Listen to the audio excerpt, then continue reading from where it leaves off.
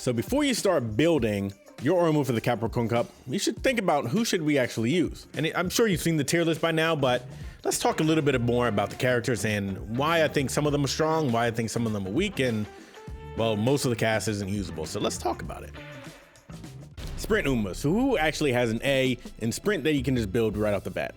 You have Curren-chan, you have Hishi Akabono, you have Haru, you got King Halo, you got Taiki Shuttle, and of course, Bakushin. Now, most of their ults don't necessarily work. Now, a few of them do, but basically Taiki Shuttle and Uraraz is useless in this CM, just because there's no need for the recovery, and then Taiki's just doesn't proc at the right time. It's also similar to Curren-chan's where it doesn't necessarily carry the XL, but the rest, their ults work, but it's just how effective is it? So essentially, most of the time, you're still going to be building El Condor Pasa's ult as your main acceleration skill, plus a bunch of other random acceleration skills. So any of these people can actually work. It's just you're not really going to be relying on their skill set to necessarily pull any magic out of the hat. But since they already have A in Sprint, you can be a little bit more flexible with who you inherit, or at least the pinks and the blues that you inherit, because you don't need any Sprint Sparks. You can get Turf Sparks because that's going to increase your acceleration a little bit. And then you can just get the necessary, you can get Pasa's ult, and then you can get Mummy Super Creek's ult, and then you're good to go. But you can get, you can look for parents or create parents that are a little bit more stacked in your favor versus somebody that needs, say, 9 to 10 Sprint Sparks, and they got to be a little bit more selective. So they're easy to build. They're already pretty much set up for you, and their careers are good to go that you don't have to worry about stamina requirements. You don't got to worry about nothing.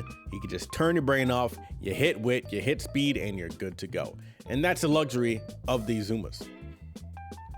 So all of them can work. So you can be a little bit flexible with it. So let me make a quick note on Taiki Shuttle, because her ult is in a weird place on this map because it necessarily does not work because it procs on the last corner. But through some testing, there happens to be a lot of pace chasers, so if she happens to be in the back of the bunch in the pace chasers, she can actually trigger her ult at the unique time at the last corner, but just overtaking, but it's very unreliable, very hard, so it's not something you would rely on. But I mean, she's just kind of easy to build, so she is an effective choice for that because, I mean, most people, you're not relying on their ults to actually do anything. Now, there are some people, which we'll get into, who use unique is actually pretty effective, but there's no real accelerations that are effective. So you can use Taiki if you like her. I might use her just because I like her, but just don't expect her ult to do anything.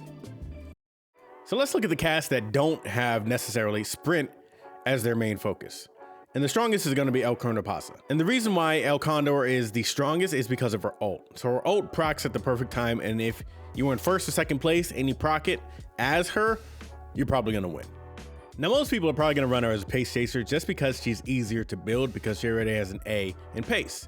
But if you manage pulling her off as a front runner, you'll probably be even stronger than the pace chasers. Just because, one, you're going to be ahead of the pack and you won't really have too much competition as the front runner because the only front runner that you're probably going to see is Smart Falcon this CM.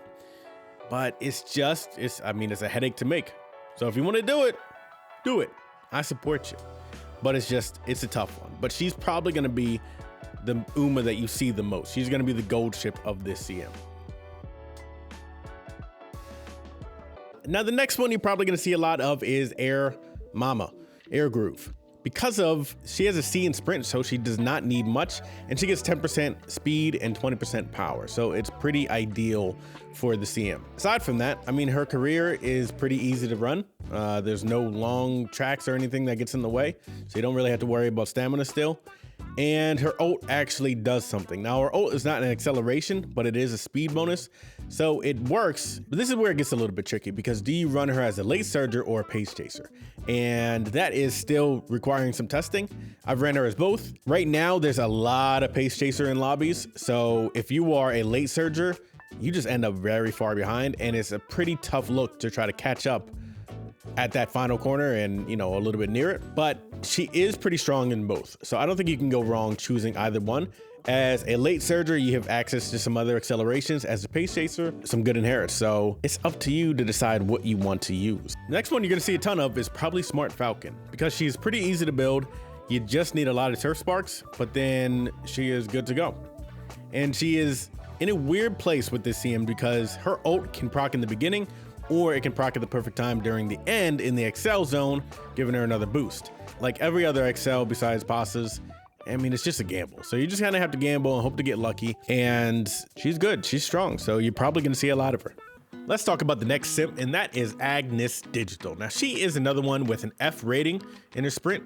So she's not necessarily easy to build, but she's not necessarily hard to build. But she is pretty good. So let's talk about why. So she can be built as a pace chaser or a late surger, and I find her effective as both right now. I mean, most people during the CM is you either put them as a pace chaser, as a late surger, front runner, and you're gonna have to deal with the same RNG accelerations. So it really comes down to the toolkit and how easy they are to build. So what makes her actually decent? Well, she has access to super stand. She has access to super stand, which is pretty decent at getting away from the pack a little bit early. And if she can get into first place as a pace chaser and there's no other fronts, I mean, it's a pretty surefire way to win. She also has access to her ult. So her ult is just another speed skill, essentially at the end of the map, and it's pretty reliable. So I don't really have too much trouble proccing it unless you're in like first place. So overall, I think she is a decent pick. She is a little annoying to build just because you do need to proc a sprint spark during your career. But aside from that, she's another decent pick that you can actually build, and she works. Her ult works, so that's what makes somebody decent during this. So speaking of ults that work, Oguri Cap is another one where her ult works pretty damn strong on this map. And I've been seeing her a lot as a pace chaser as opposed to a late surger, but I do think late has some advantages for her. Overall though, I'm testing between both and they both seem pretty good. This is my pace chaser build, just a test one, and it's nothing too extraordinary, but if she is not in first place, then if she is anywhere near the front and her ult procs, then she's probably gonna win the race, and that's pretty good. As a late surger, obviously she's gonna catch up a little bit faster, but you do run into the issue where there's just a whole mob of pace chasers in the beginning, and you gotta catch up somehow. But overall, I mean, she's a pretty damn strong pick. So she's super easy to build. There is no challenges in her career, and it's just, I mean, it's another good choice. So if you want to use her, there's no downside. Aside from them, I really haven't seen too much variety, so I'm doing some more testing, but I do want to give an honorable mention to Fuji because I have seen some people build her and she seems like a pretty good pick. Now, if you proc her ult, it is a 0.45, which is pretty damn strong. So, I mean, I guess that's why people are building her, and that's why I see her overtake me sometimes, but ultimately it still boils down to, are you gonna get the RNG Excel or not? And if you do, cool. Is your ult also gonna give you enough speed to actually do something or not? And then you just kind of roll the dice and hope to get lucky. And that's kind of the CM. Everyone else, there's a lot of other people that have long Tenno springs in their career. So you're not going to build them because it's just kind of, well, that's just too much. I mean, you can't get enough stamina to really be effective. And then it's just, if you're focusing on stamina and not the other stats, then it's just too much. Now I have seen some people in lobbies that have run Tenno spring in their career, and I don't know how they do it, but I guess you just get lucky and go on from there. But ultimately, I'll do more testing and I'll make specific character guides. So if you want anyone to see if you want to see me build anyone specifically, let me know, comment below. See, I'll potentially do it if I run out of time or not. But just let me know who you want to see, and let me know who you're thinking about.